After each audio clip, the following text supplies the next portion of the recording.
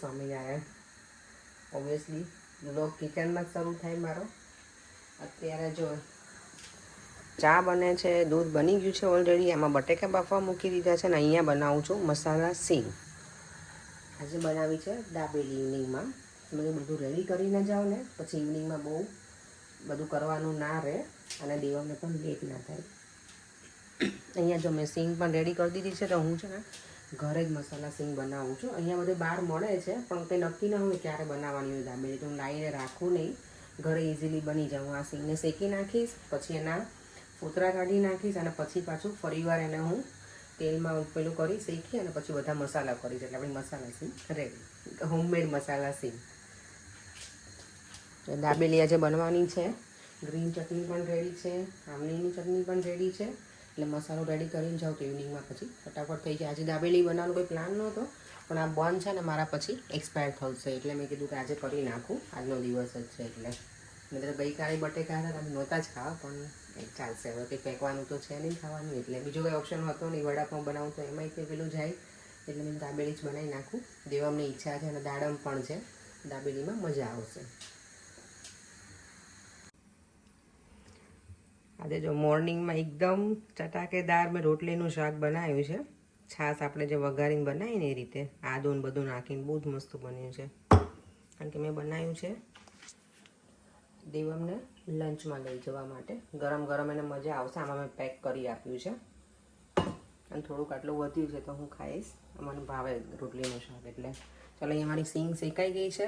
હવે મને ટાઈમ મળશે તો મસાલા સિંગ અત્યારે બનાવીશ. આઈધર હું ઇવનિંગમાં આવીને બનાવીશ. એમાં કંઈ બહુ વાર નહીં લાગે.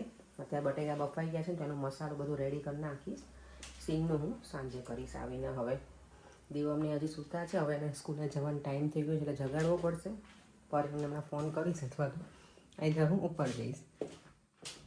અને આજે જો મોર્નિંગમાં જ્યારે જાગ્યા ને ત્યારે તો વરસાદ હતો. અત્યારે પાછું ઓકે થઈ ગયું છે. હોપફુલી વરસાદ ના આવે તો સારું. આજે બટેકા બફાઈ ગયા ને પછી મેં આ મસાલો જો આ નાખી દીધો છે મેં અંદર જ. મેં કશું તેલ કેવું નહીં નાખ્યું, એમ જ નાખી દીધો છે. હવે ઇવનિંગમાં બધું હું મોડિફાઈ કરીશ. અત્યારે ટાઈમ છે નહીં મારી પાસે એટલે. સલૂનમાં આવી ગઈ છું. અત્યારે થઈ ગયા છે 10:30 અને કોઈ જ છે નહીં, બધા જ બહાર છે આ લોકો. અને આજે એકદમ સની ડે છે. સરસ, કેટલો સરસ સન છે બહાર. દિલ ખુશ ખુશ થઈ ગયું. હું આજે બહાર જ નથી નીકળી. મેં જોયું હતું આઉટ સાઈડ કે સની ડે છે એમ, પણ ટાઈમ નહોતો મળ્યો મને આજે. એટલે એકદમ સરસ છે બહાર. આમ મસ્ત લટાર મરાય ને એવું છે. આમ રેઇન ના હોય ને તો ગમે બહાર નીકળવું. અમારી આંખો બંધ થઈ જાય ને એટલો સન સ્ટ્રોંગ છે. પાછો ઠંડુ છે પણ ફાઇન છે. ચલો જો ફ્રેશ થઈ અને નીચે આવી ગઈ છે ને આજે બનાવવાની છે દાબેલી. બધું જ રેડી જ છે. તમારે ફટાફટ બની જશે, બહુ વાર નહીં લાગે. મસાલો રેડી છે. સિંગદાણાને મેં શેકી લીધા હતા તો અત્યારે હવે એની મસાલા સિંગ બનાવી નાખીશું ના ફટાફટ. દાડે દાબેલીની રેડી થઈ જશે. ચાલો હું તમને બતાવું મસાલા સિંગમાં શું નાખું છું. અને દાબેલીનો મસાલો આજે નો ઓઇલવાળો છે, વિધાઉટ ઓઇલનું બનાવ્યું છે આજે, 0 ઓઇલમાં. નોર્મલી હું દાબેલી મસાલા વઘારું, ઓઇલ મૂકું થોડું અને પછી એમાં જે રેડીમેડ મસાલો આવે ને એને હું ઓઇલમાં જ પેલો કરું અને પછી અંદર બટેકા બાફીને નાખી દઉં. પણ આજે વિધાઉટ ઓઇલ જે ગરમ ગરમ બટેકા હતા ને એમાં મેં મસાલો નાખી દીધો એટલે બરાબર મિક્સ થઈ ગયો છે. અત્યારે હું ગેસ ઉપર એને ચડાવીશ થોડું બધું બરાબર મિક્સ કરવા, પણ ઓઇલ નહીં નાખું. ફોતરા નીકાળ નાખ્યા છે અને 2 ભાગમાં પેલી કરી નાખી છે. અહીંયા થોડું તેલ મૂક્યું છે.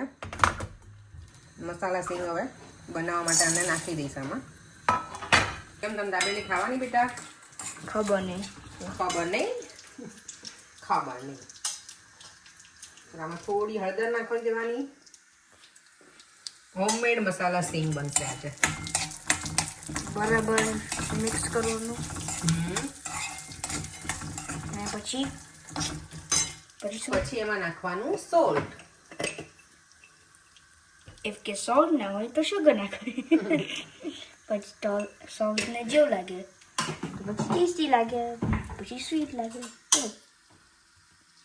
થોડું ધાણા જીરું, પછી આ બધું મિક્સ લાલ કરી મરચું અને થોડો નાખવાનો ગરમ મસાલો. એટલે એકદમ મસાલા સિંગ બહારની હોય ને એવી લાગે તમને. બહુ નહીં નાખવાનો ગરમ મસાલો, તેજ જ નાખવાનો. હવે મિક્સ છે ને.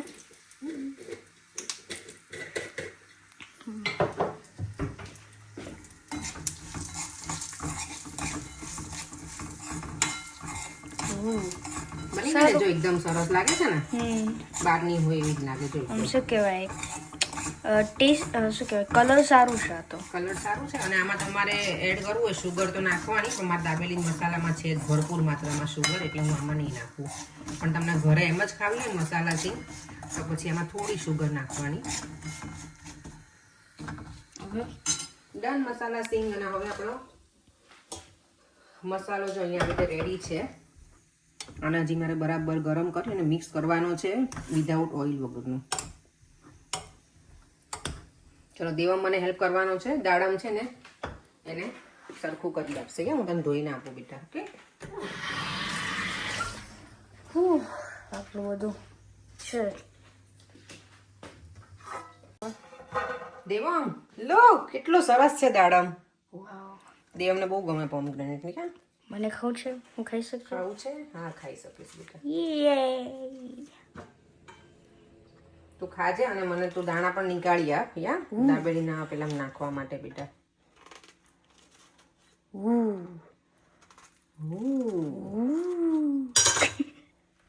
આ છે ને કપડામાં ઉઠશે ને તો કપડા બગાડશે.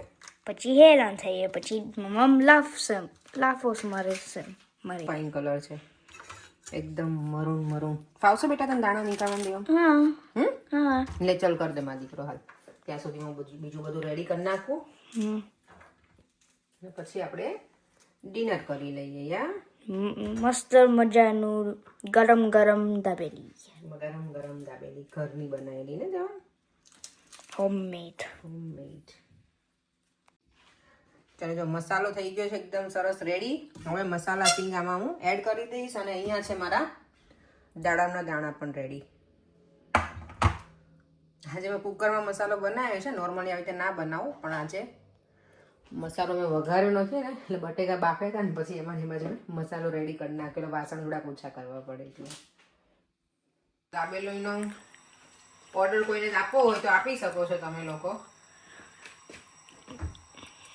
નહીં દેવમ? કેટલાની એક દાબેલી દેવમ? દેવમ આજે આપણને કહેશે કે એઝ એ 1000. ના બેટા તું તો કોઈ આપણને ના આવે કસ્ટમર, ખબર તમને? જો આના બીજા બનમાં હું લગાવીશ. એક બાજુ મેં બટર લગાવ્યું છે અને એકમાં લગાવીશ ગ્રીન ચટણી. મમ્મા તો ખાલી આપણે એક પેન્સ માટે. હા તો બરાબર છે. એક પેન્સ દાબેલી માટે. તો કાલે બહુ બધા ઓર્ડર આવી જશે. હા દેવમ? હા 99% ઓફ. 99% ઓફ. વાવ. ના 99.9999999 રિકરિંગ.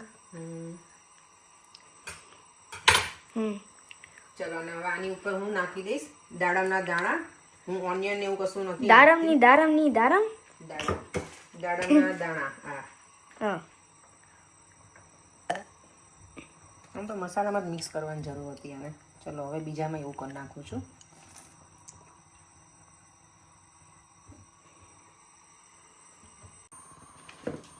અહીંયા જો દાબેલી મેં શેકાવા મૂકી દીધી છે. ધીમા ગેસે શેકાવા દઈશ એટલે એકદમ સરસ અંદરનો મસાલો પણ ગરમ થઈ જાય બરાબર.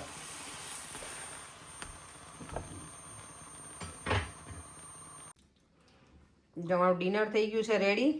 ડિનરમાં તો દાબેલી છે એટલે એની જોડે કાંઈ હોય નહીં. તારક મહેતા ચાલુ કર્યું કારણ કે દેવમને છે ને અત્યારે ભૂખ નથી.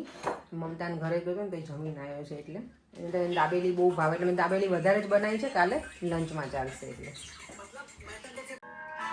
જો મારી દાબેલીમાં છે કેચઅપ, ગ્રીન ચટણી અને આંબલીની ચટણી ત્રણેય. પરેમ કે આજે એમનેમ ખાધું મને વંડર છે. હે પરેમ લીધું? હવે મેં લીધું એટલે એમાં આંબલીની ચટણી થોડીક નાખી છે પણ બહુ નથી નાખી આજે. આજે જો દાડામાં મારી ટી શર્ટ આખી બગડી ગઈ. દેવમ તમને કીધું મને કે શું કહેવાય ઉડતો નહીં આમ. ઉડતો નહીં એમ? હા હું મેં નહીં કરી તો તમને કરી તું. નો બેટા ઉડતો નહીં, ઉડાડતો નહીં એમ. ઉડતો નહીં. મારા દીકરાને ગુજરાતીમાં એટલી મજા આવે ને દેવમ. અને દેવમ તે કાલે શ્લોક બોલ્યો હતો ને શિવરાત્રીમાં, એ બધાને બહુ જ ગમ્યો. બધાની સરસ કોમેન્ટ છે કે દેવામને સરસ શ્લોક આવડે છે. મન થાકી ગયું છે. મન થાકી ગયું છે.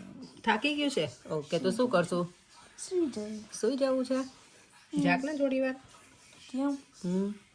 થાકી ગયું છે દેવમ, બહુ થાકી ગયું છે નહીં આજે.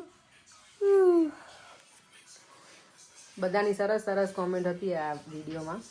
શિવલિંગ બધાને બહુ ગમે, તો થેન્ક યુ સો મચ બધાને. અને શિવલિંગમાં કેવી રીતે બનાવે તે બહુ બધાના ક્વેશ્ચન છે. તો 2 વાટકા કે તમારે જે પણ શેપ લેવો હોય લઈ લેવાનો, પછી બરફમાં ફ્રીઝરમાં મૂકી દેવાનું પાણી ભરીને.